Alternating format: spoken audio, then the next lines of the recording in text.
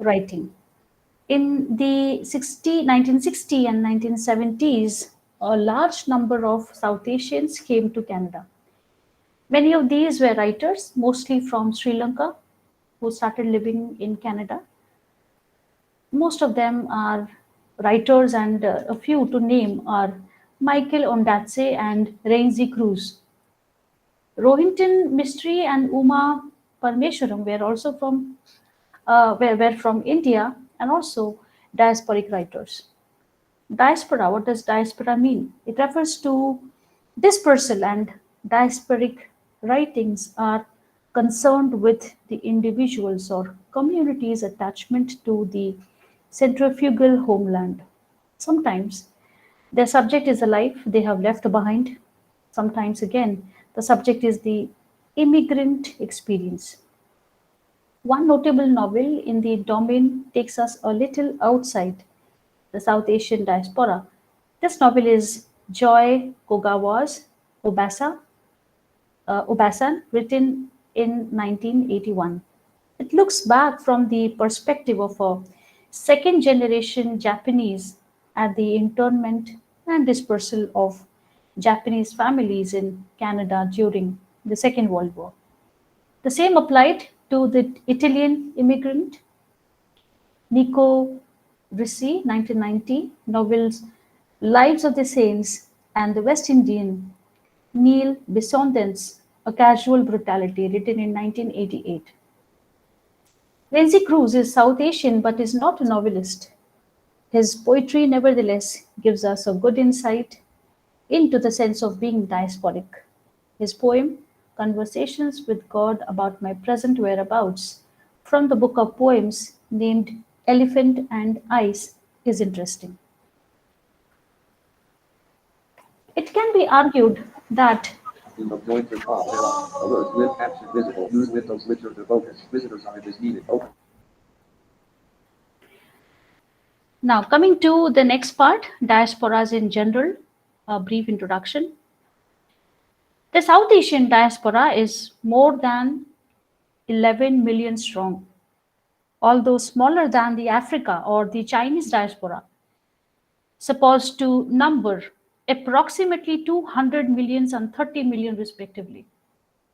It is more widely spread across the world and more varied. People of Indian origin now reside in over 70 countries across all the continents of the world, from Suriname to Singapore, from Canada to Australia. Its members come from several regions of India. They possess about a dozen religions and belong to hundreds of castes and subcastes. Now, what is more interesting here is the relationship of this diaspora to its motherland, India. More specifically, I would like, yes, I would like to ask my audience here, my dear students, the moment you are here, to be please muted. Yeah. So, more specifically, how India is imaged, defined.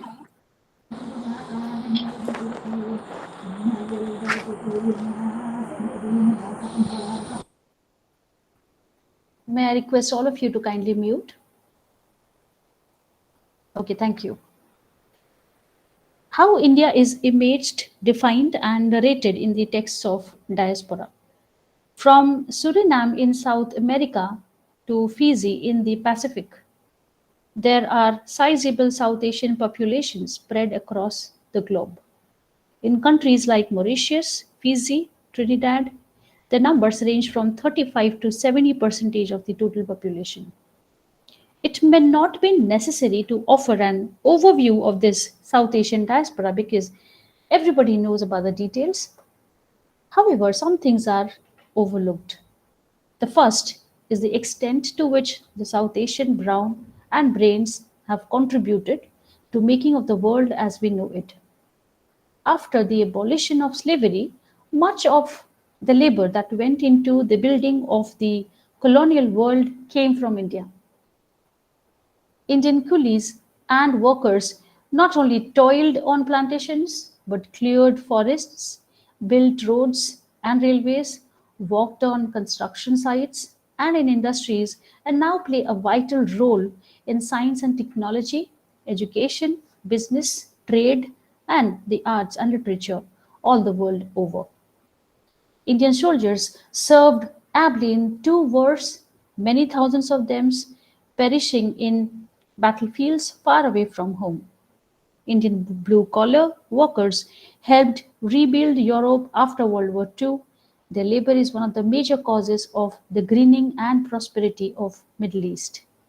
Lately, they are playing an active role in the creation of the cyber world of the future and can be found in nearly every important institution of higher learning throughout the Western world. This massive and magnificent contribution is often ignored and disregarded. The second point is that all over the areas of migration, South Asians have been mistreated and discriminated against. Next only to the Africans, perhaps, it is the South Asians that have been mistreated. Next only to those who have those who have been the subject of injustice, oppression, racism of the world over. Deprived of their rights in South Africa and Canada, driven out of Burma and Uganda, upstaged in Caribbean and Fiji, still discriminated against, in most Western countries, South Asians have nevertheless just not survived but prospered. Of course, we need to understand here that nations, empires, and diasporas evolve simultaneously. There is an overlap and a slippage between these categories. In his work of Vijay Mishra, the significant it is considered to be significant because it marks a considerable advance over earlier formulations. Mishra privileges the diasporic to the level of a special epistemology which can be used to define post coloniality itself. For instance, in New Lamps for Old, Diaspora's Migrancy Border, Mishra considers his essay to be, among other things, a celebration of diaspora as the exemplary condition of late modernity.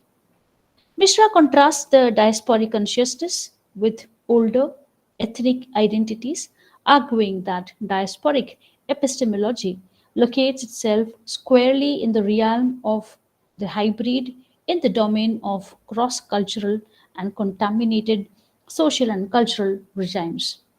In this, Mishra is akin to Bhabha, who also elevates the hybrid to level of a new consciousness, the colonial hybrid, which is the articulation of the ambivalent space where the right of power is enacted on the site of desire, making its object at once disciplinary and disseminatory or a negative transparency.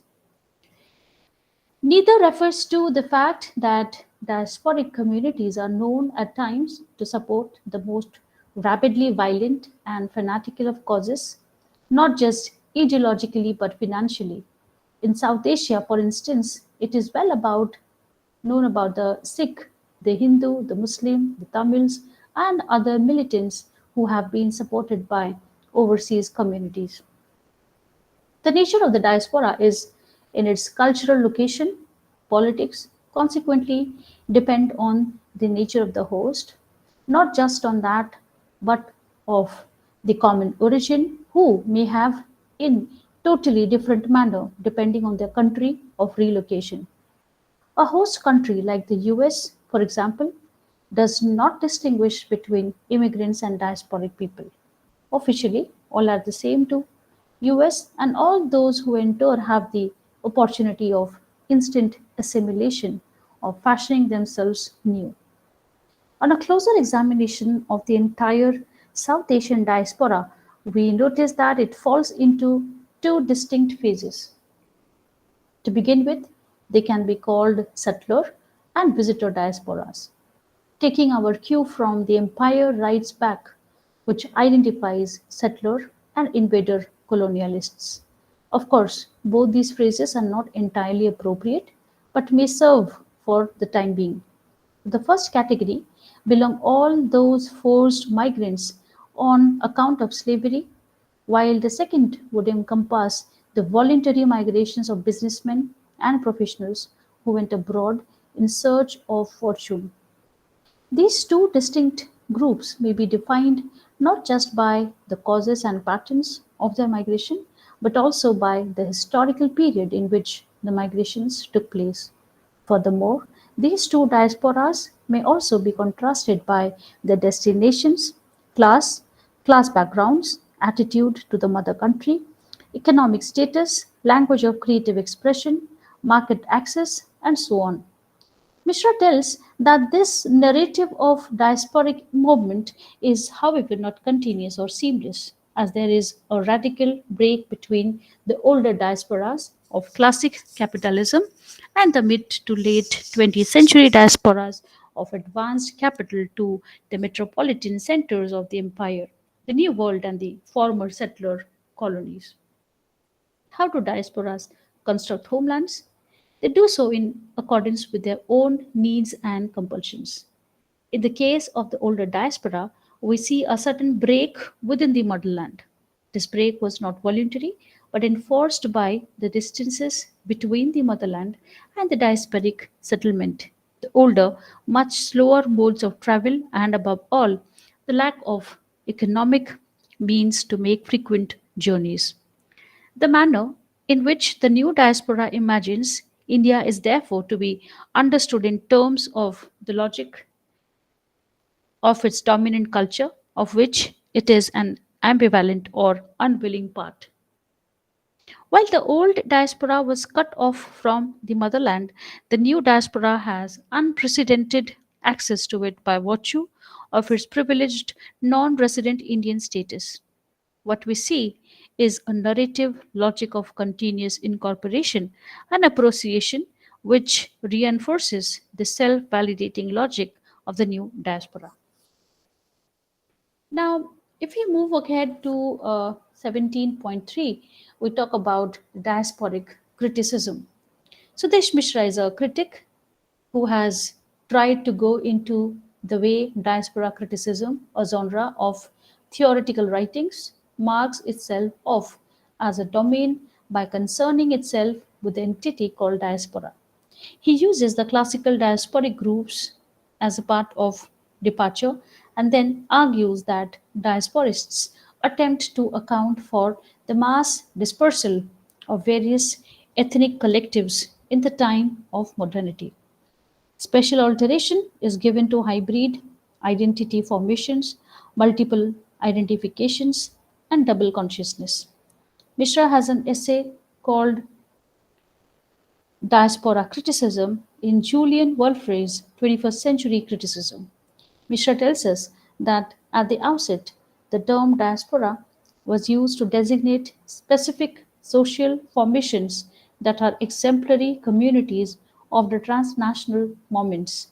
This used to attribute one of the founding editors of the multidisciplinary journal Diaspora, whose inaugural issue was in 1991. The book 21st Century Criticism, Sudesh Mishra states, one of the persistent dilemmas confronting diasporic criticism is how to configure diasporic subjectivity as hybrid, liminal, border, and hyphenated without recourse to the strategy of consigning non diasporic groups to imaginary domains of non limitability, as so on.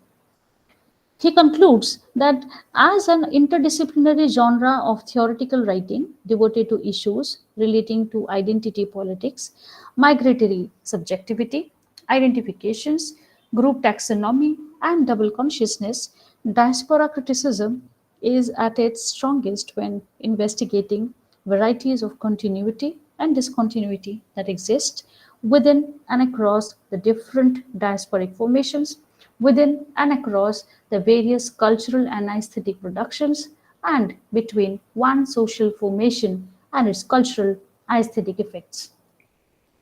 Critics like Victor Ramraj and Uma Parmeshwaram have tried to come to terms with diaspora and diasporic writing. Parmeshwaram, for example, states that her own destiny as a member of a diaspora is fraught with a variety of tensions, She also states that people who move away from their native countries not only occupy but also bequeath to subsequent generations a luminosity and uneasy pull between the cultures. For the post colonial writer, the phenomenon of exile and expatriation is quite complex. There is a cusp created by the intersection of the cultures, which is quite complex, which is the space. The idea of home is of particular concern to most exiles or expatriates. Sometimes the subject of diasporic writing is the immigrant experience. Sometimes such writers take as their subject the life they have left behind. Uma Parmeshwaram's fine story, The Door I Shut Behind Me, is a good example of the first kind of writing. Mistri's novel, Such a Long Journey, is a good example of the latter kind of writing. To conclude this unit, we understand that Canadian diasporic writing by writers hailing from South Asia is a very rich body of writing and has an important place in contemporary Canadian writing. Writers like Michael Ondaatje have given a new dimension to expatriate writing in general. Postmodernism and globalization have both contributed to a state of affair where migrancy is seen as a part of the human condition. Nostalgia and cultural memory play an important role in this. Now, important questions for this unit can be: what do you understand by the term diaspora? And how does diasporic consciousness get reflected in writing in general? Diasporic criticism has come to have its own distinct identity in recent times. Elaborate or comment. So you have to give examples of a lot of books and the writers and what exactly you would want to comment on that part. Moving ahead to Unit 18, this is we study on Datse, life and works. In this unit, the structure of this unit is first we talk about the life, then we talk about the works of Ondatse, and then about the larger implications of Ondatse's life and works, and then followed by questions. Michael Ondatse was born in Colombo, Sri Lanka, September 12, 1943. 1954, he moved to London. He had his schooling there. In 1962, he moved to Canada to live with his brother Christopher. He enrolled in Bishop's University, Quebec. He married in 1964 and moved to Toronto. He finished the last year of his undergraduate degree at the University of Toronto. He became a Canadian citizen in 1966, but before that, he moved to Ontario. There he began his MA in English at the University of Toronto. In 1967, he completed his master's thesis and published his first collection of poems, Dainty Monsters. He also started teaching English at the University of Western Ontario in London. In 1971, Ondatse accepted a teaching position in the Glendon College campus of Toronto's York University after choosing not to do the PhD thesis required to maintain his position at the University of Western Ontario job. Now, today's book that we are going to focus is on The English Patient, and it has brought on that say great fame both as a novel and also as a film. He has won numerous other awards for his poetry and fiction. Ondatse's output as a creative writer has been quite formidable, but his works often have an interesting way of generic classifications. His works are The Dainty Monsters, Rat Jelly, Elimination Dance, There's a Tick with a Knife I'm Learning to Do, Secular Love, The Man with Seven Toes, the collected works of Billy the Kid, Running in the Family, In the Skin of a Lion, The English Patient, and Anil's Ghosts. Now, all these are mostly a collection of poems, especially The Dainty Monsters, Rat Jelly, and Trick with a Knife, I'm Learning to Do, Secular Love. These are all collections of poems. Man with Seven Toes is a long narrative poem, and the collected works of Billy the Kid, mixes genres extensively. Running in the Family is a fictional memoir. His poetry is especially attentive to unusual details and unexpected combinations. Secular Love is a poignant and unbinding account of the breaking of his marriage and the growth of a new relationship. On that day's 1976 work, Coming Through Slaughter, is also a novel. Here he tells the story of Buddy Bolden, a celebrated early New Orleans jazz musician. In 1987 novel In the Skin of Lion needs to be talked about, a little part of it overflows into the English patient itself. This novel has a specifically Canadian setting, Toronto and Northern Ontario, in the 1920s and 30s. The central character is Patrick, a Canadian working man whose experiences in the Depression years between the wars are quite interesting. Now, let's study more about more of his works. Um,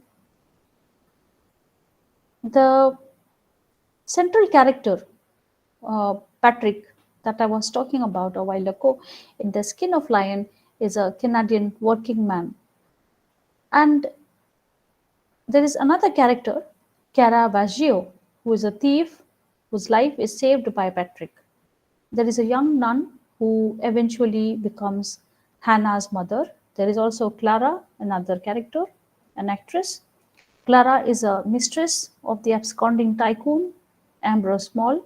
She comes to be Hannah's stepmother in the course of time.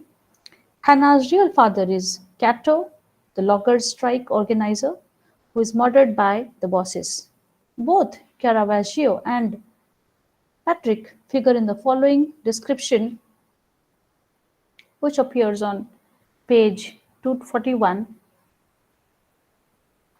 This is 7th July 1938, a night of no moon, a heat wave in the city. The lemon-colored glare from the waterworks delineates the east end. Caravaggio would lean forward and pluck it like some jewel from the neck of a negress. He rose in a straight line towards the waterworks, knowing Patrick is underneath him in the 5-foot diameter pipe, racing within the current, his movement under water like a clenching fist, doubling up and releasing to full length, then doubling up awkward because of the weight he carries. Towards the end of the novel, there is description featuring Patrick and Hannah. On the balcony in the night air, he peered down into the landlord's long green garden. The last of the previous day's heat was still in the atmosphere. Hannah looked up and they went down the 2 flights of metal stairway and then walked along Albany Street towards the car, the houses at his fore building and large stray lights on within them, and he could see the faint interiors, their privacy and character revealed, each room a subplot. His good arm was around Hannah's shoulders while she hugged the Thomos to her. The setting of one of Ondaatje's recent novels is Anil's Ghosts in Sri Lanka. As we know, it is a country steeped in centuries of tradition. Now it faces internal strife. Lankan Tamils and Sinhalese people are the two parties in this civil war kind of situation. Anil Tissera, the protagonist of the novel, is a young woman born in Sri Lanka and educated in England and America. She returns to Sri Lanka as a forensic anthropologist sent by the international human rights group to investigate the organized murder campaign going on in Sri Lanka. A story is a story of family, of love, and of identity. It is also a story about the quest to unravel the hidden past. Some of the lines from the book are: She emerged with no partner, cloudless at last. She was unable to bear the free months before she could begin classes again, before she could draw her studies close to her, more intimately and seriously than she had imagined possibly. When she did return, she fell in love with working at night, and sometimes she could not bear to leave the lab. Just rested her happily tired, dark head on the table. There was no curfew or compromise with a lover any more. She got home at midnight, was up at 8, every casebook an experiment, an investigation alive in her head and reachable. The country existed in a rocking, self-bearing motion: the disappearance of schoolboys, the death of lawyers by torture, the abduction of bodies from the Wakandara mass grave, mothers in the Muthura Chavela march. To go to understand it, coming through the slaughter, it is a documentary recreation of Bolden's life. The recreation is achieved through a collage of fragmented memoirs, archival material, hospital files, and interview. There is a fascinating evocation of the downtown wood of bars, whores, and of stratifies bursting with music. Sometimes there are cinematic scenes, they have a jagged aspect about them. Few lines from the book are: he tried to take in the smell of her, the taste of her mouth in the next room they pass along the road. Accidental lust on the bus carrying her now in his dead brain, so even months later, years later, pieces of her body and character returned. Talking about the larger implications of Ondaatje's life and work, we understand that Ondaatje, a Sri Lankan by birth and now a Canadian citizen, is a kind of international citizen like Pico Iyer. He is a globalized soul who feels most at home in Toronto, which is a multicultural city in every sense of the word. Lately, a whole new group of writers have started giving us writings which goes beyond national boundaries. The cultural logic of late capitalism and the world's becoming a kind of global village have been giving people a new sense of identity which is quite complex and fluid. Ondatse also likes to make his writings quite hybridized. He moves beyond limitations imposed by single genres. The poetic elements in his writing is always quite strong. His life also had been unconventional and impulsive. So a new kind of writer figure is emerging, and on that says life and works are quite representative in this regard. Important questions for this unit is enumerate a few interesting aspects of Datse's life. Or maybe how do you some of the Ondatse's work defy limitations imposed by single genres? What is postmodern about Ondatse's authoritative stance? Moving to Unit 19, this is the book, the novel, The English Patient. In this unit, we discuss about the theme, the structure, and characterization. And the the theme in this book, The English Patient, is more about love and war, which is seen to be interconnected and projected onto the background of a desert. The novel is about history, memory, war, novel, identity, forgetting, and hybridity. Betrayals in war and betrayals in peace both figure here. Desire is also a major theme. What desire does to personalities is part of it. The novel has a cast of four. They seem arbitrarily connected by contingencies. Their fractured identities have a fluidity and a multiplicity about them, which is postmodern. The novel is about travel, about maps, about adventure, about morality, loyalty, and survival. The novel is also about identity, as already stated. What we have here is a plural notion of identity that belongs to different cultural spaces. The common characteristics of the four main characters is a displacement from their native country. The textual identity of Almasi, who is a reservoir of information, is translated by desert just as he himself translated the text of the desert. For Hannah, the Italian villa becomes a second house. She no longer recognizes Canada as her native land. She is sick of Europe, where she lost her father and the father of her child.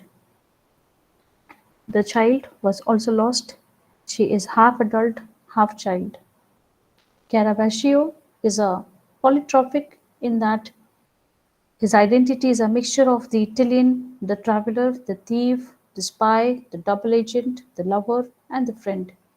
He also serves as someone who Hannah confess things.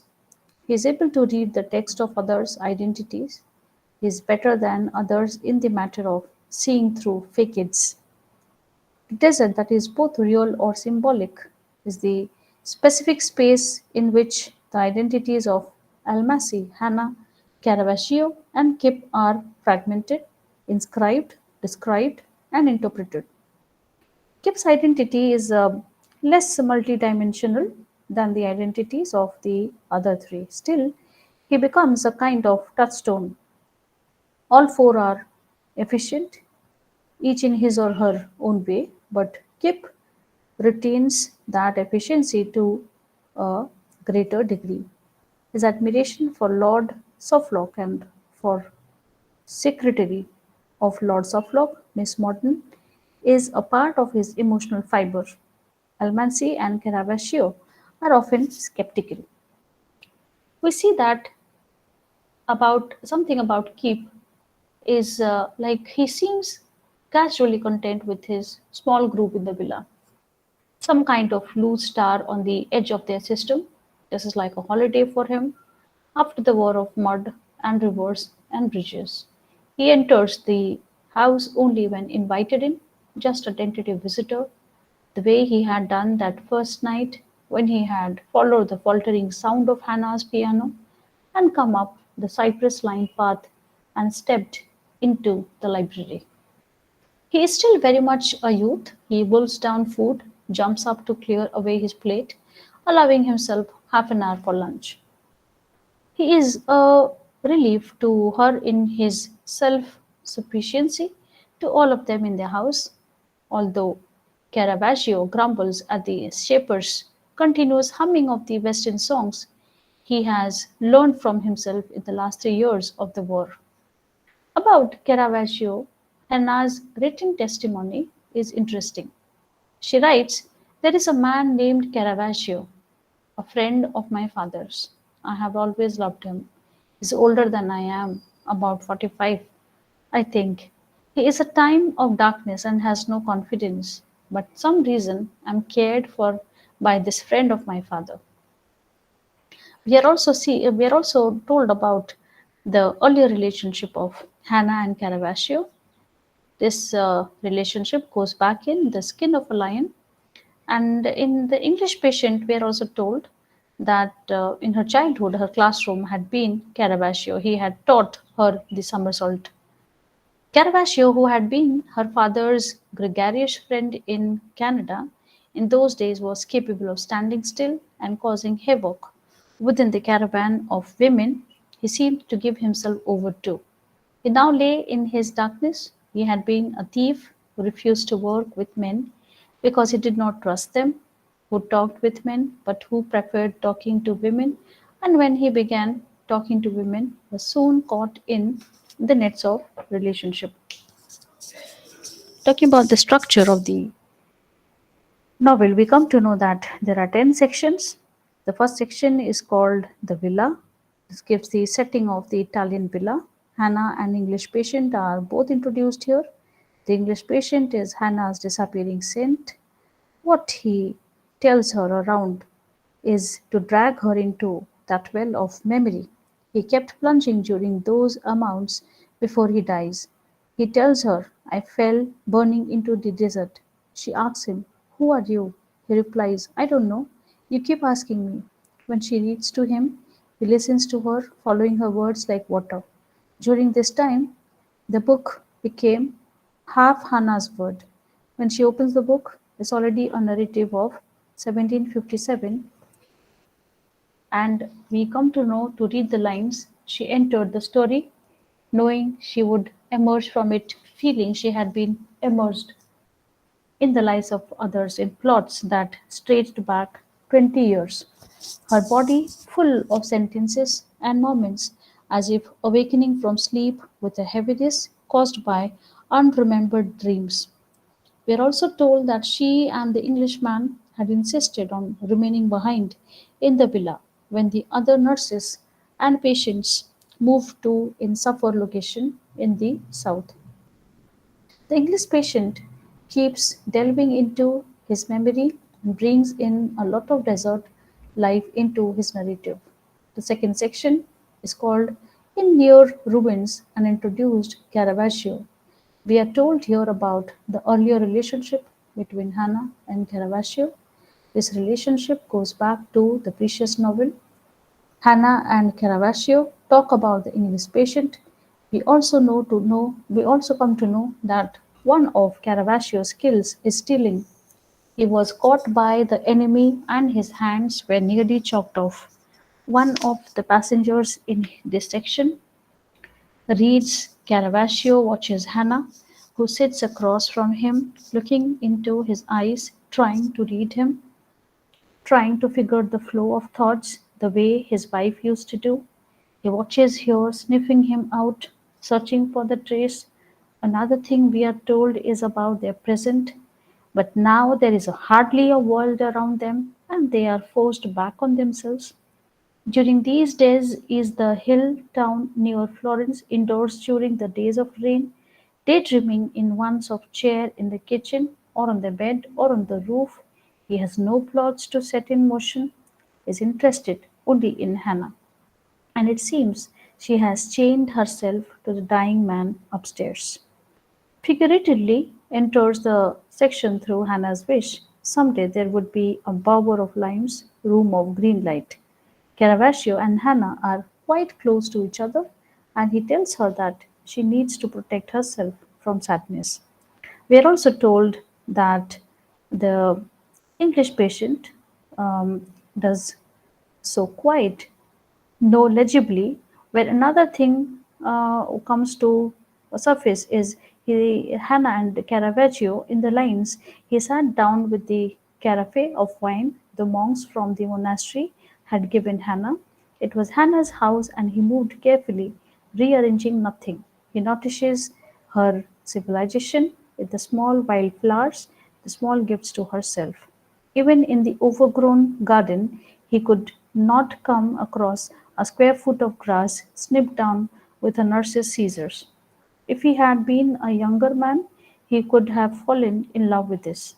At the end of the section, we find that when Caravaggio returns from somewhere, he finds Hannah and the two soldiers from the supper unit in the kitchen making up sandwiches.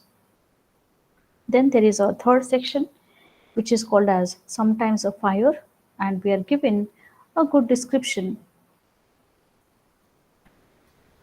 of Kip or Kirpal Singh. We are now told about how he gets used to life in the villa. We are told that the Sikh sets up a tent in the far reaches of the garden where Hannah thinks lavender was once grown. She has found dry leaves in that area which she has rolled in her fingers and identified. Now and then, after a rain, she recognizes the perfume of it. When he moves amongst the other, Hannah sees him in a distance of defunct garden with a diviner, or if he has found something, unraveling that knot of wires and fuzzes, someone has left him like a terrible letter. We are told about Kip that he slips half in, half out of the camp. We are also told that he is always washing his hands. About Hannah we are told, even among those she worked closely with she hardly talked during the war. She needed an uncle, a member of the family. She needed the father of the child, while she waited in his hill town to get drunk for the first time in years, while a burnt man upstairs had fallen into his 4 hours of sleep, and an old friend of her father's was now riffling through her medicine's chest, breaking the glass tab, tightening a bootlace round his arms, and injecting the morphine quickly into himself in the time it took for him to turn around. About Kip, we are told after a week of sick Saper's presence around the villa, they adapted to his habits of eating. Whereas he was on the hill or in the hill village, he would return around 12:30 and join Hannah and Caravaggio, pull out the small bundle of blue handkerchief from his shoulder bag and spread it onto the table alongside their meal. His onions and his hearse, which Caravaggio suspected he was talking about the Franciscan's garden during the time he spent there sweeping the place for mines. He peeled the onions with the same knife he used to strip rubber from a fuse wire. This was followed by fruit. Caravaggio suspected he had gone through the whole invention, never eating from the mess canteen. Some questions bothered Hannah, like did her father struggle into his death or die calm? Did he lie the way the English patient reposes grandly on his cot? Was he nursed by the stranger?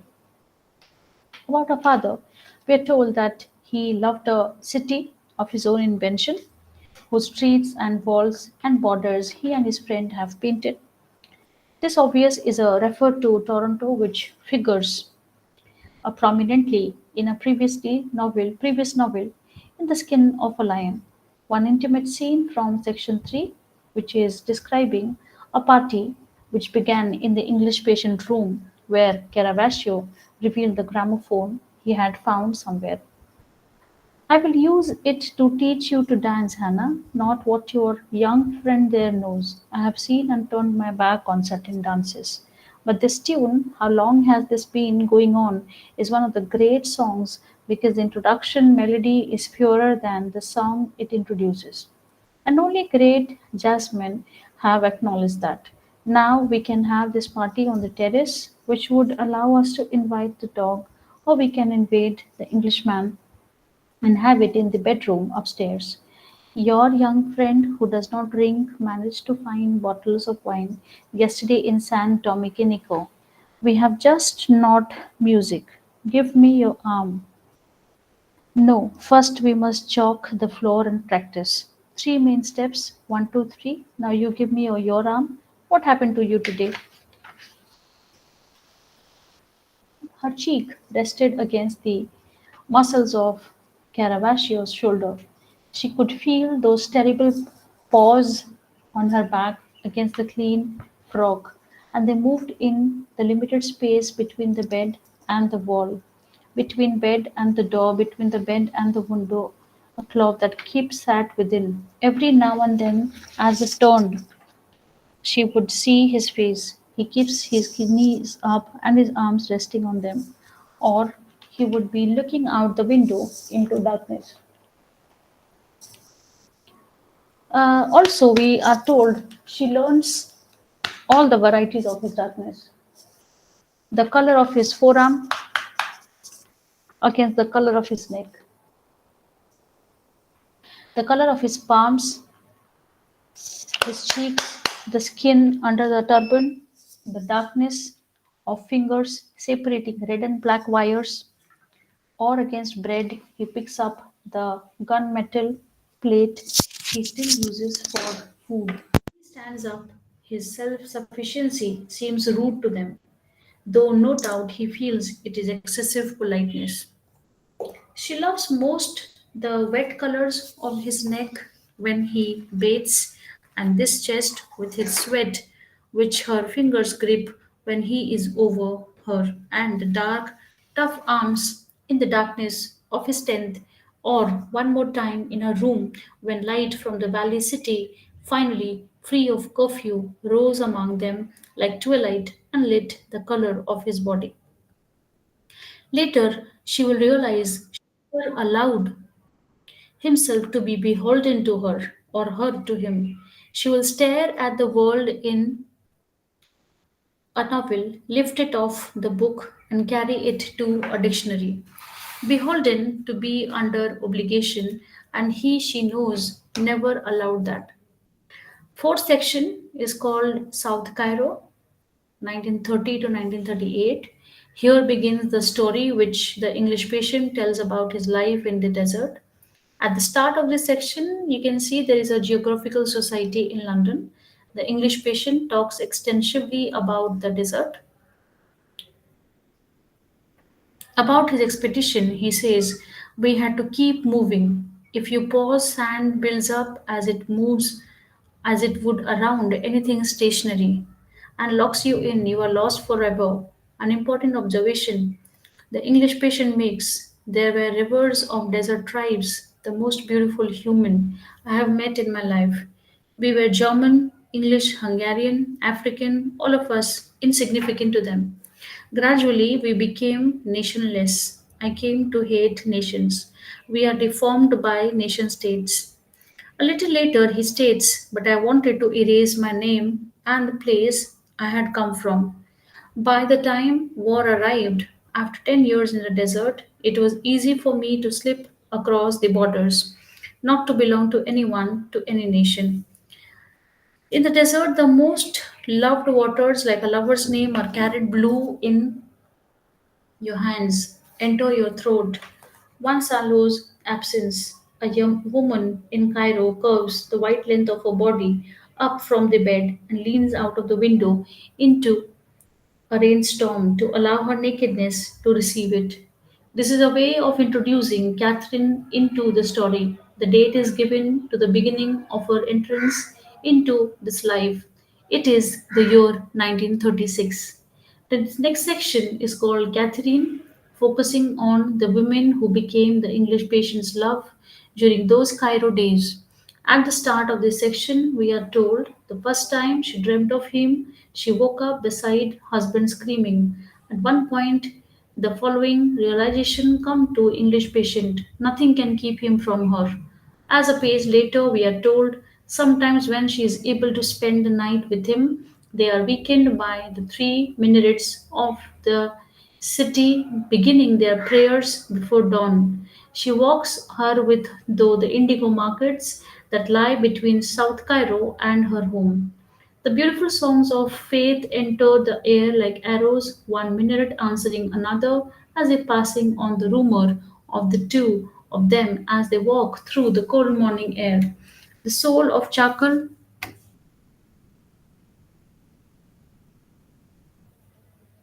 and hemp already making the air profound. Sinners in a holy city. From this point on in our lives, she had whispered to him earlier, we will neither find nor lose souls. The long Cairo evening, the sea of night sky, hawks in rows until they are released at dusk, arcing towards the last color of the desert, a unison of performance like a handful of thrown seed. In the cave, after all those months of separation and anger, they had come together and spoken once more as lovers, rolling away the boulder they had placed between themselves from some social law neither had believed in. Kip and I are both international, both in born in one place and choosing to live elsewhere, fighting to get back to or get away from homes all our lives. Though Kip does not recognize that yet, that's why we get on so well together. Here, Kip also talks briefly about his own loss when in the loss he mentors who was blown up by a bomb. In the next section, the name is C2. In C2, this is mainly about Kip, his mentor, Lord Suffolk, and his secretary, Morden. About Kip, it is known that he was a second son. The oldest son would go into the army. The next brother would be a doctor. The brother after that would become a businessman. Kirpal Singh has been befriended and he would never forget it. So far, half of his time during the war had taken place in the slipstream of his lord, who had never stepped out of England and planned never to step out of his Countess Berry. Once the war ended, Singh had arrived in England knowing no one, distanced from his family in the Punjab. He was 21 years old. He had met no one but shoulders, so that when he read the notice asking for volunteers with an experimental bomb squad. Even though he heard about the sappers speaking the Lords of Lok as madman, he had already decided that in a war you have to take control, and there was a great chance of choice and life alongside personality of an individual. He is with Hannah in the night tent, and when he tells her about the explosion in Erith, a 250-kilogram bomb erupting as Lords of Lok attempted to dismantle it. Um, it also killed Mr. Fred Hart's. It also killed Mr. Fred Hart's and Miss Modern and four sappers Lord Suffolk was training. Singh had been with Suffolk's unit for a year. He was working in London that day with Lieutenant Blackler, clearing the Elephant and Castle area of Satan bomb. They had worked together as defusing the 4,000-pound bomb and were exhausted. He was accustomed to his invisibility in England. He was ignored in the various barracks, and he came to prefer that. The self sufficiency and privacy Hannah saw in him later were caused not just by his being a sapper in the Italian campaign. It was as much a result of being the anonymous member of another race, a part of the invisible world. In the next section, it is called the Holy Forest. The English patient resumes his narrative about Catherine. Caravaggio and Kip are also in the villa at this time, and the patient turns to face her. As she comes in, she touches his foot with the hand that holds the ladybird. It leaves her, moving on to the dark skin. Avoiding the sea of white sheet, it begins to make the long trek towards the distance of the rest of her body. A bright redness against what seemed like um, volcanic flesh. Caravaggio tells Keep an incident where he tries to rob an Indian family in Toronto. In the book of poetry, Hannah writes Kip. He says Lahore is an ancient city. London is a recent town compared with Lahore. I say, well, I come from an even newer country. He says they have always known about gunpowder. As far back as the 17th century, court paintings recorded fireworks display. He is a small, not much taller than I am, an intimate smile up close than that can charm anything where he displays it.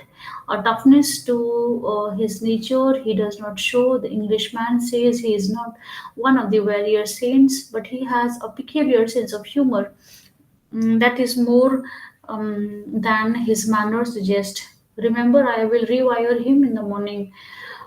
After their life together at the villa, when there is a lot of hot day at the villa San Garimello, they all wash their hair first with kerosene to remove the possibility of lice, and then with water, lying back.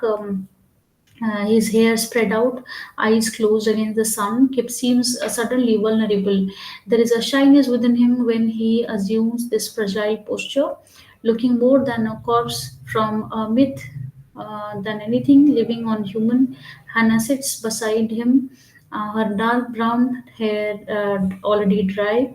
These are the times he will talk about this family and his brother in jail. He will sit up and flip his hair forward and begin to rub the length of it with a towel. She imagines all of Asia through the gesture of this one man, the way he lazily moves, his quiet civilization. Um, he speaks of various sins, and she now feels he is the one stone visionary pausing only in these rare times of sunlight to be godless, informal. His head back again on the table so the sun can dry his spread hair like grain in a fan shaped straw basket. Although he is a man from Asia who has, in his last years of war, assumed English fathers, following their codes like a dutiful son. She turns away from him, her arms folded, the fuels of the world. She walks into the deadlight darkness of the villa and goes in to sit with the Englishman. Everything is gathered by him as a part of an altering harmony. He sees her in a differing hour and location um,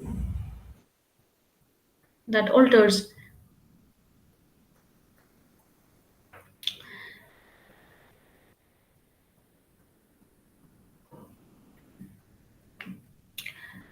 Okay, so yes, he sees that alters her voice or nature, even her beauty, the way the background power of the sea cradles or governs the fate of lifeboats. And the new relationship between Caravaggio and Hannah is like she has grown older, and he loved her more now than the lover her than he loved her when he had understood her better, when she was a product of her parents, when she was now what was she herself had decided to become.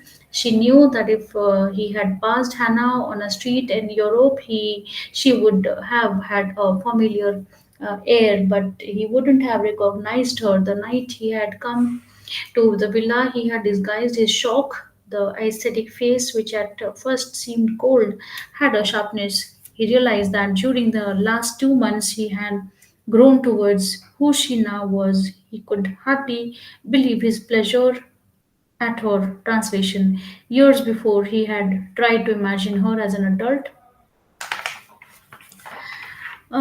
but had invented someone with qualities molded of her community, not his wonderful stranger he could love more deeply because she was made up for nothing he had provided. So we take a break here right now of 5 minutes.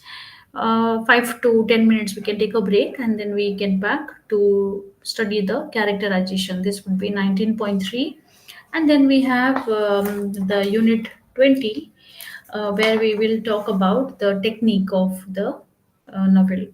So both 19.3, after the characterization, we talk about the two questions, and then in 20, unit 20, and then we also talk about two questions. So please take a break.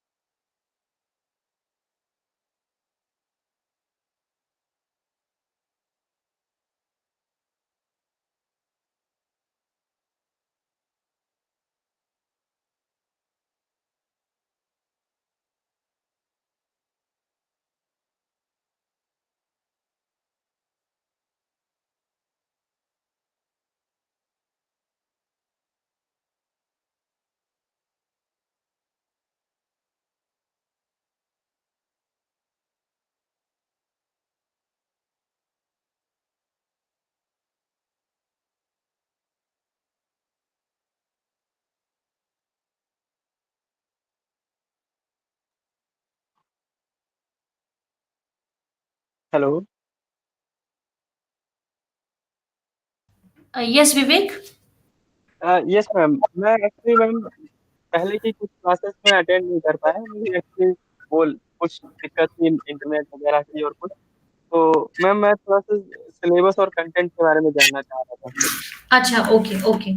So, what are you studying right now? Are you talking about the MEG-12? Yes ma'am. So, MEG-12 is all about survey course in 20th century Canadian literature. Okay Okay. Ma'am, ये जी जी बताएं। बोलिए बोलिए बोलिए। Ma'am actually पूरा syllabus जो है वो शायद चार चार पेपर्स का है।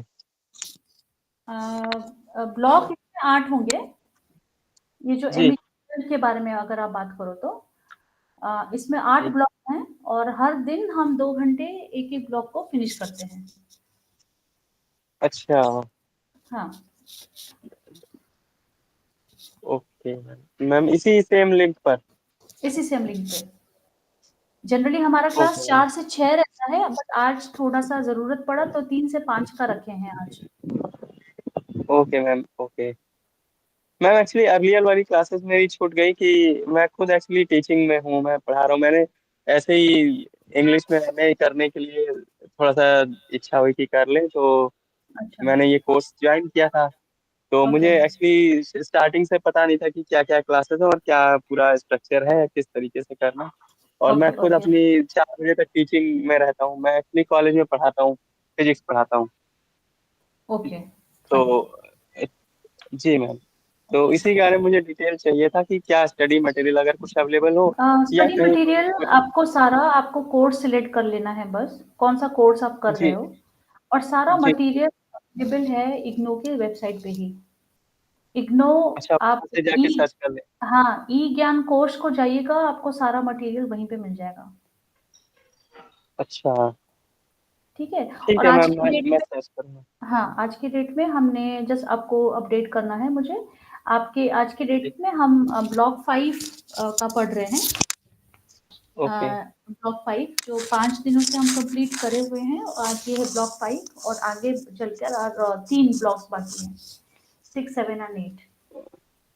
ओके। हाँ, तो आज ठीक है का जो मैम। नॉवेल हम पढ़ रहे हैं, अभी थोड़ा हमने ब्रेक लिया है, अभी 5 मिनट में जी। फिर से शुरू करेंगे, 5-10 मिनट में। ओके मैम, एक्चुअली मेरा यहाँ पे कॉलेज जो है वो 4 PM ऑफ होता है। तो जी। मैं इतने टाइम एक्चुअली एक्चुअली घर के लिए निकलता हूँ, तो थोड़ा टाइम रास्ते में मुझे लगता है। ठीक है मैम, फिर मैं कंटिन्यू करता हूँ थोड़ी देर में। हाँ, हाँ, हाँ, कोई बात नहीं। हाँ, 5-10 मिनट जी में मैम। कंटिन्यू कर लीजिए। ठीक है ma'am. Okay. Thank you Vivek. जी जी, thank you ma'am, so much ma'am. Thank you.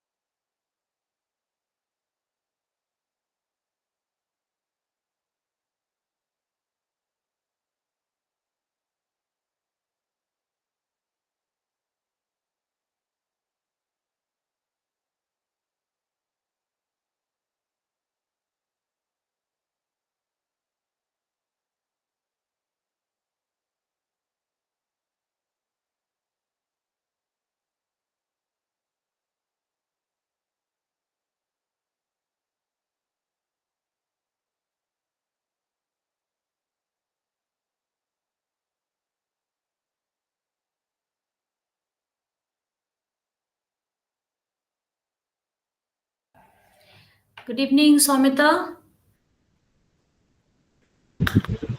Hi, good evening. So you're here for MEG-12. Yes, yes. Okay, so I don't know if you were given this information, but we started from 3 and we're going to continue again for another hour. Yes, actually, ma'am, I was aware of the session being from 3, but I am a working person, so I couldn't make the time. So I hope it's all right that I joined now. Oh, no problem, no problem. I just thought of giving you one information. I understand that. No problem. Yes, ma'am. Ma'am, could I please ask you a question? Yes, please. So I wanted to know regarding the format of the assessment. Like, since I have enrolled in the online format, Okay. how will my exam be held? Like, will it be pen and paper, or do I need to type somewhere? I guess, okay, just have they given you any instruction on that? No, ma'am, that was my confusion. We haven't been informed anything. And have they given you any dates when the assignments are coming up? I think the assignments will be submitted sometime around October. Okay, what I can do is I just know the format, whether it is manually written or whether it has to be typed, right? If it is like that, Yes. I can only give you an information by tomorrow. Sure, sure, ma'am. That would work for me. Yeah, okay, okay. So we were in a break for 10 minutes. Okay. So we can start. If you are here, we can start. Yes. We can resume. Yes, please. So before the break, we were okay. I just give you a brief on MEG-12 that we are discussing. It's the novel English Patient that we are discussing on, and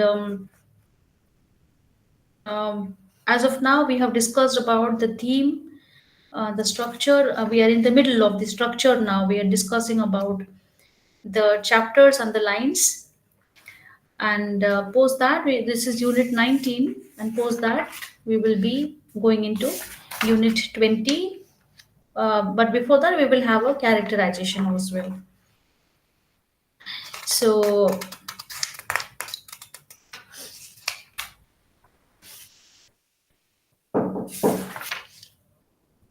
yeah, okay. So we could complete 5 sections before. No, I think it was 4 section. Yes, it was the fourth section that we could complete. Fourth section. No, I'm so sorry. We have completed around. Yeah, section 7 is the one which we are going to begin. So this is section 7 of the book English Patient, and the chapter is called as the Holy Forest, where the English patient resumes his narrative about Catherine. There are characters Caravaggio and Kip, and there is also a villa. At this time, they are both in the villa. We get to know something about Hannah. We come to know that the patient turns to her face. As she comes in, she touches his food with the hand that holds a ladybird. It leaves her moving on to the dark skin, avoiding the sea of white sheet. It begins to make the long trek toward the distance of the rest of her body, a bright redness against what seems like a volcanic flesh. A beautiful way the writer has presented the metaphoric words that explains a lot about her feelings or emotions that she is undergoing. Caravaggio tells Kip an incident where he tries to rob an Indian family in Toronto. In the book of poetry, Hannah writes about Kip. He says Lahore is an ancient city. Lahore, London is a recent town compared with Lahore. I say, well, I come from an even newer country. He says they have always known about gunpowder. He's small, not much taller than I am. An intimate smile up close that can charm anything when he displays it. A toughness of his nature he does not show. And as we move ahead to the next section, we are told that the chapter is The Cave of Swimmers, where the English patient talks about Clifton and Catherine. He wonders if he was a courier upon the couple and for the desert wrapped by the war. Everything I have loved or valued has been taken away from me. I carried Catherine Clifton into the desert where there is a communal book of moonlight. We were among the rumours of wells in the palace of winds. And the last section is called August.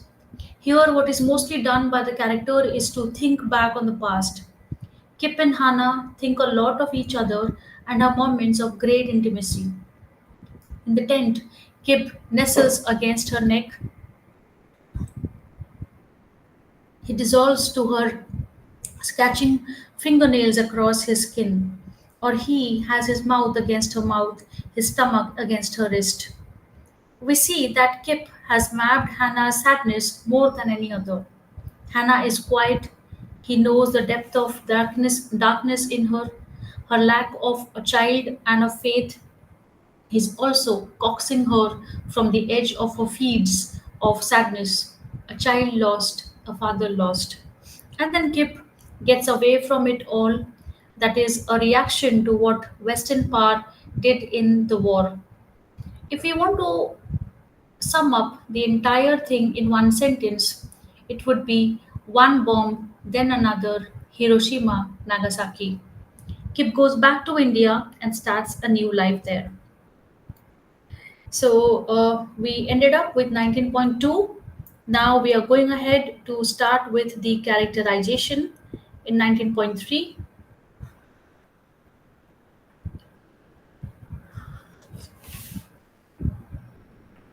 In many ways, the central character of the novel is definitely Hannah. It has to be Hannah.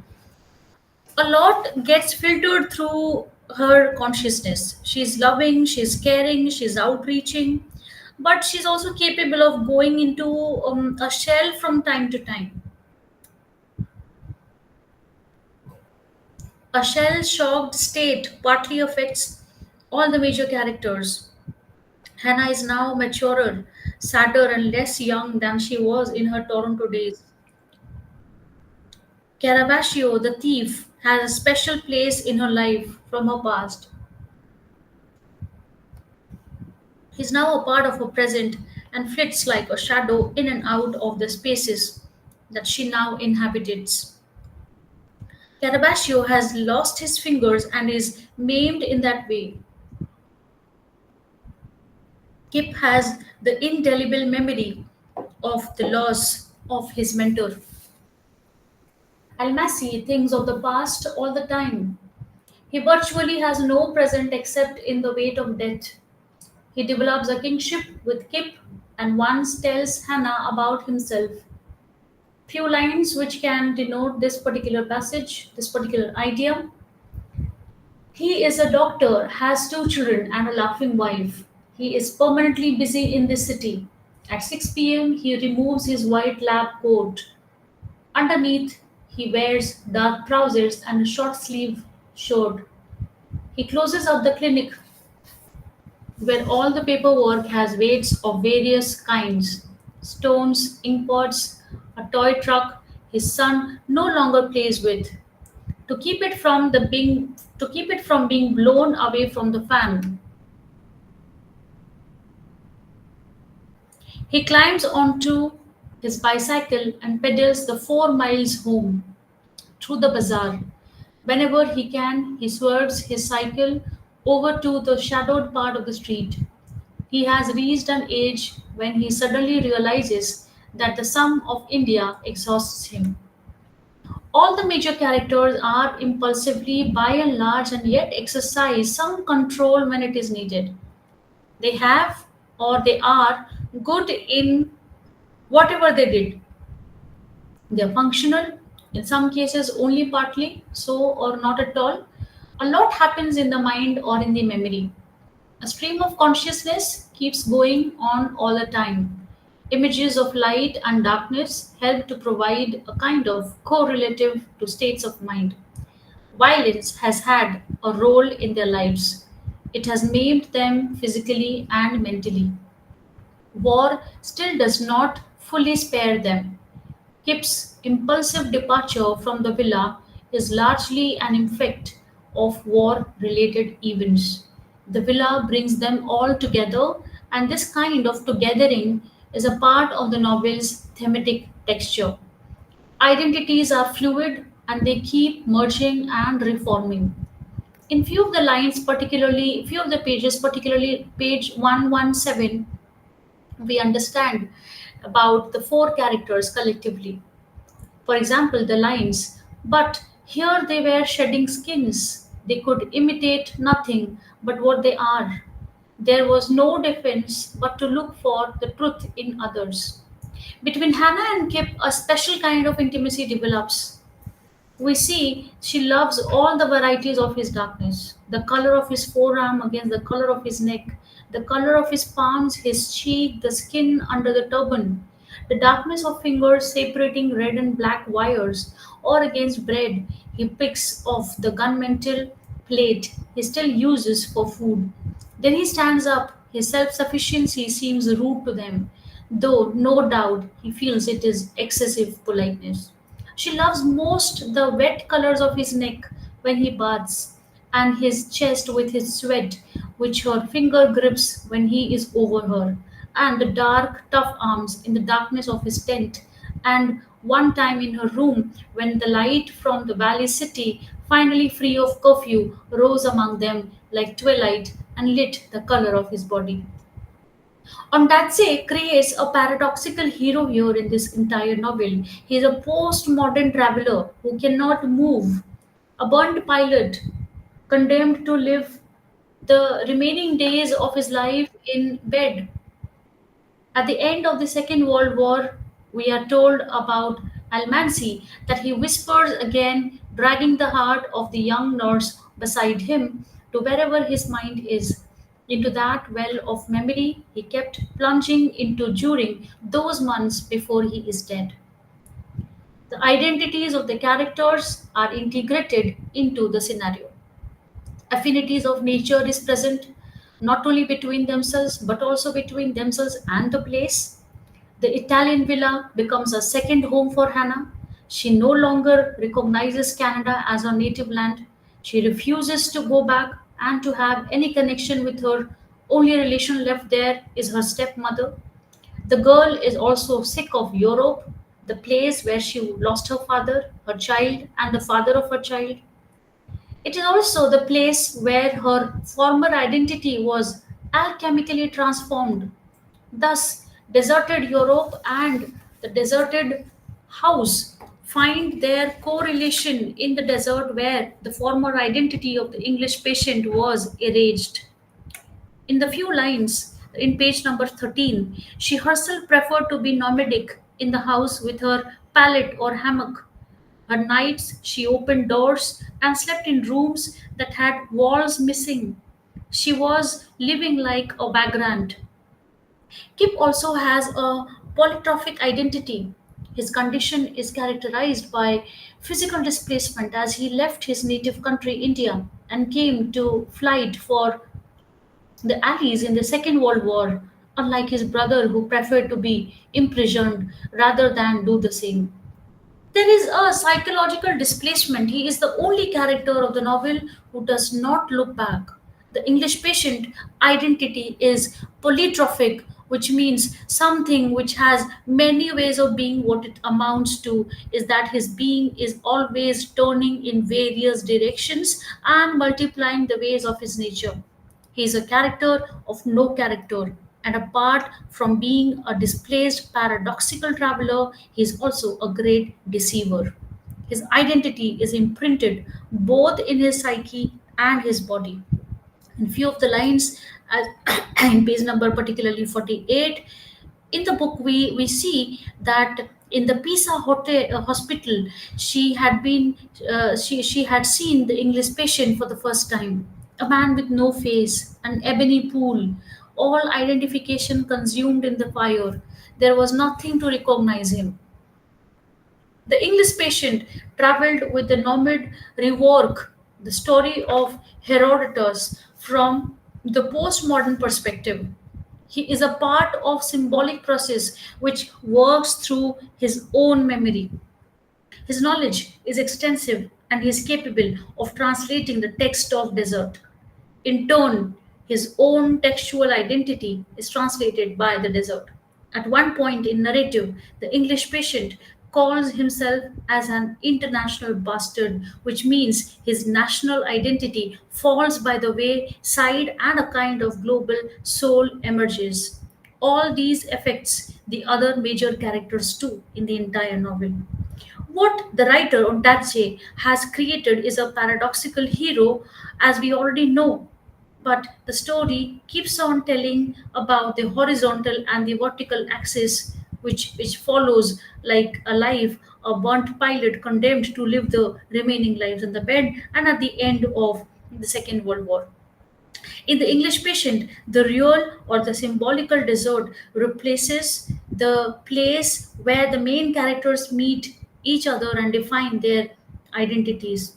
It is a great text onto which other texts are translated.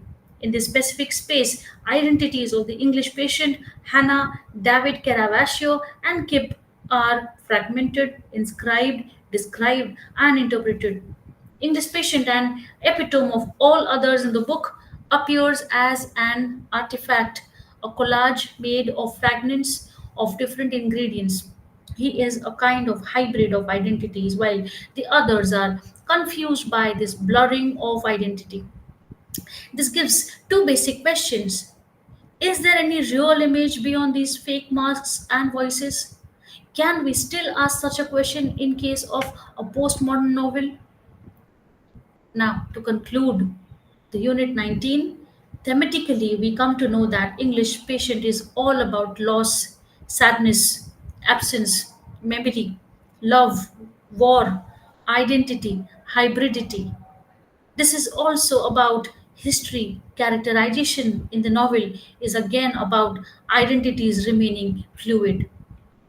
Two important questions for this unit can be the varieties of thematic exploration that a novel does so throughout the novel, and who are the main characters in the English patient, giving a brief account of their life together in the Italian villa.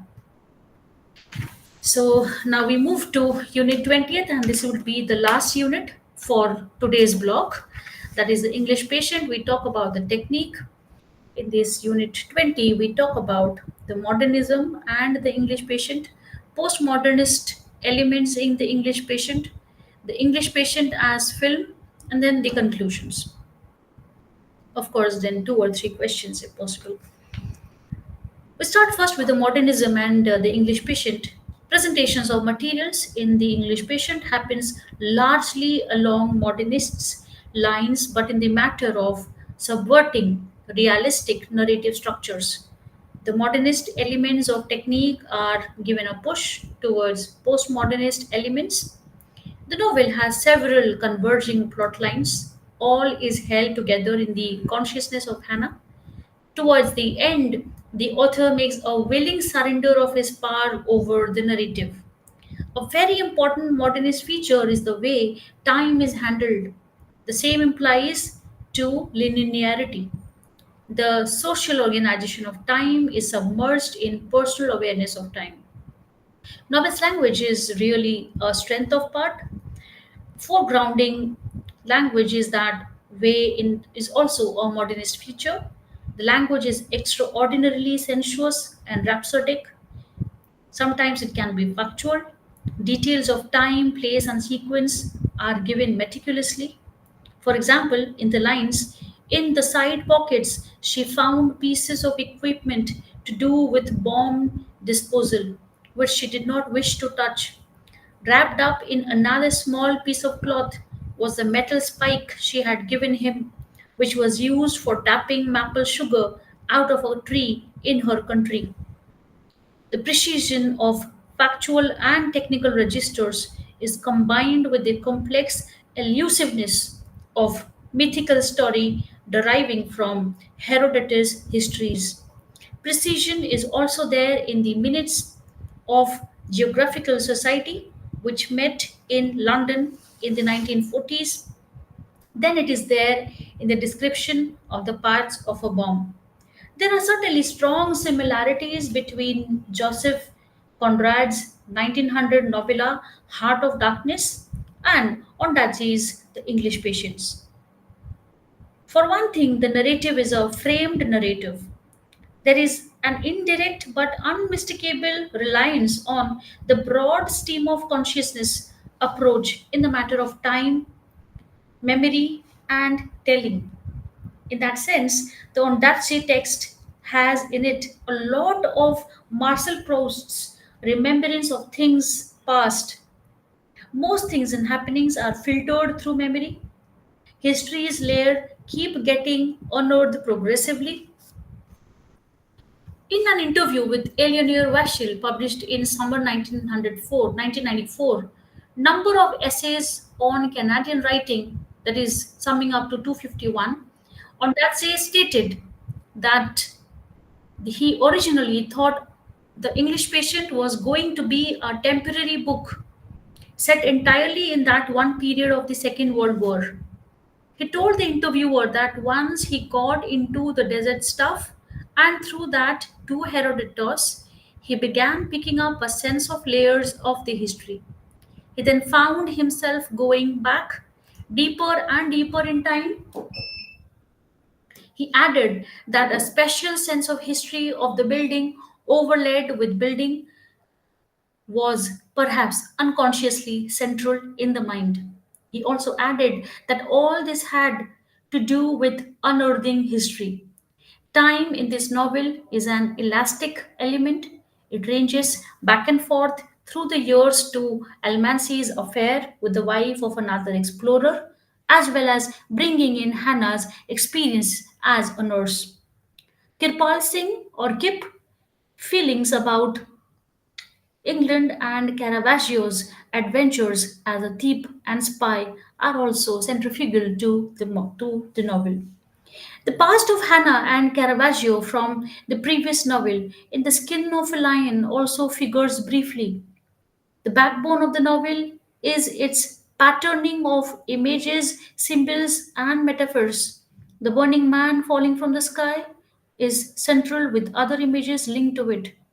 Ondaatje uses images in an associative manner, which makes the narrative structure associative like a stream of consciousness.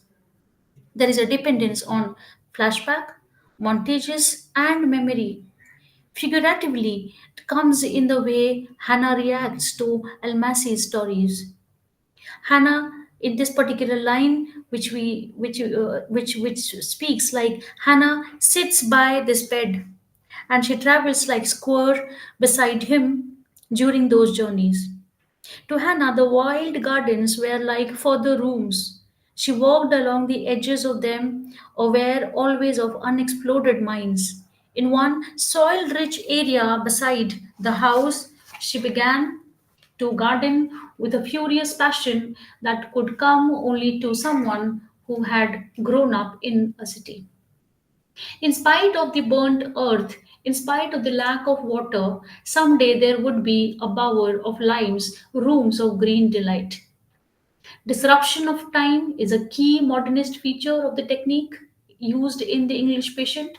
There are quick shift of perspective from past to present in the broad stream of consciousness, so well practiced earlier by James Joyce. Memory is handled as fluidity. What it around to it is a poetic compression of past and present. Facts and insinuation are conflicted. The overall impact is that stories, legends, images are like arcs from their rigid frames. Time in this novel is an elastic element.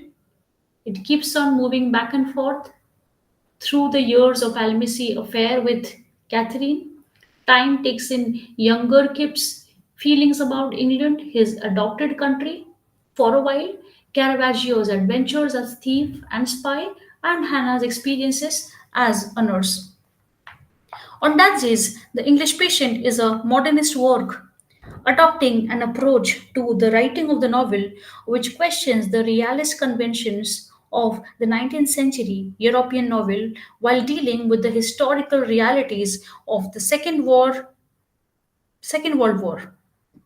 The English Patient is the narrative of four characters brought together relentlessly by the circumstances of Second World War. They are Almancy, the English patient, burnt so badly in a plane fire that his face is barely recognizable as a human face.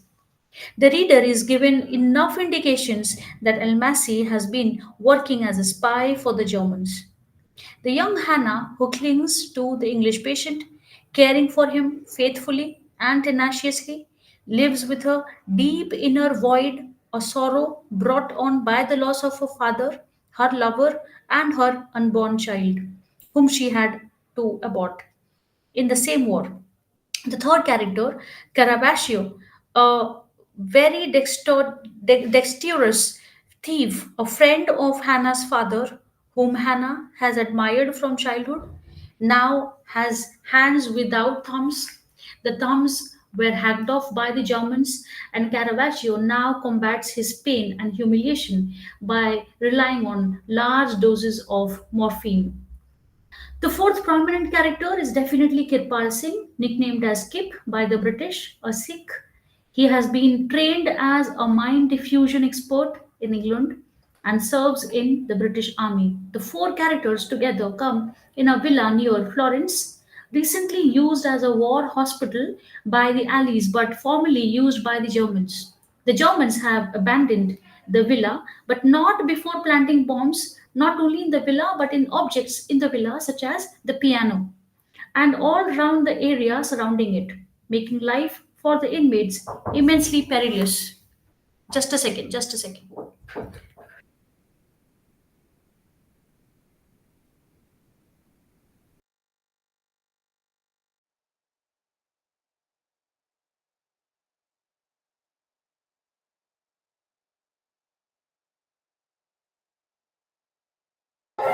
Sorry for that.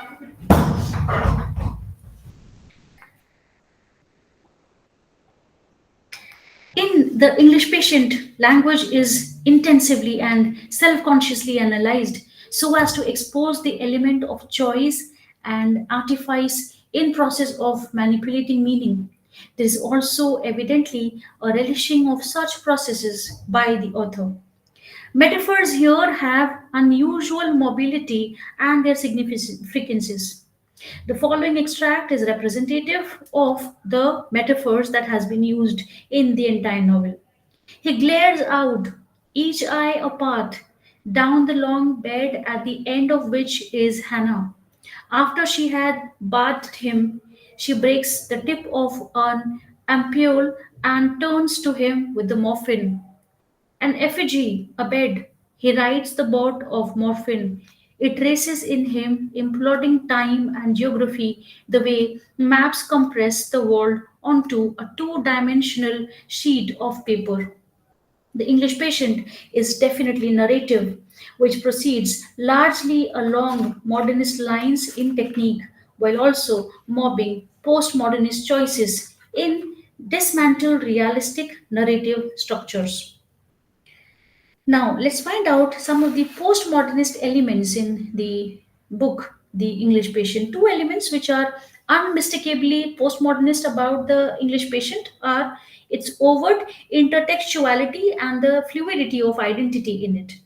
Desire plays a strong role in keeping identities fluid and lax of various kinds are at work all the time, allowing the reader to take over as the writer of the text and allowing the text itself sufficient self reflexibility are also postmodernism elements.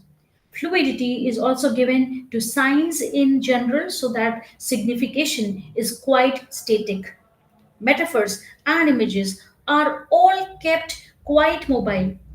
Intertextuality and the fluidity of subjectivity are both postmodernistic features. Intertextuality comes from the way Texts merge in Almansi's consciousness. For example, in the line, and in his commonplace book, his 1890 edition of Herodotus, histories are other fragments, map, diary, entries, writings in many languages, paragraph cut out of other books. Identity in the English patient is polytrophic, which means of many meanings. Again, we find there is a new interrogative paradigm emerging which leads to hybridized sites of imaginative transformation.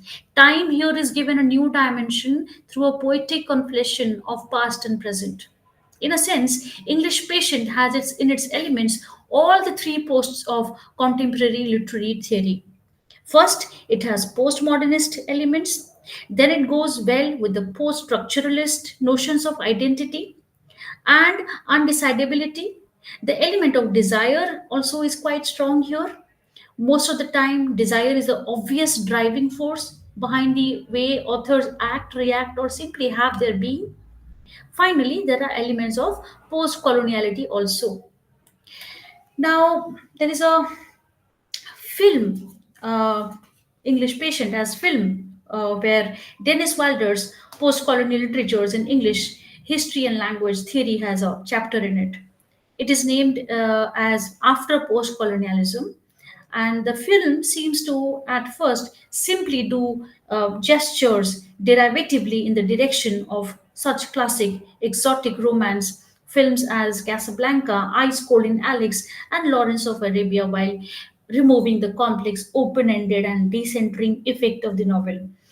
To a large extent, we understand that the aerial shots of the Sahara Desert, which represents North Africa as seductively feminine, offering itself to the viewer in much the same term as those offered to the gaze of the overflowing um, proprietorial, desiring capitalist. Um, just a second, give me a second.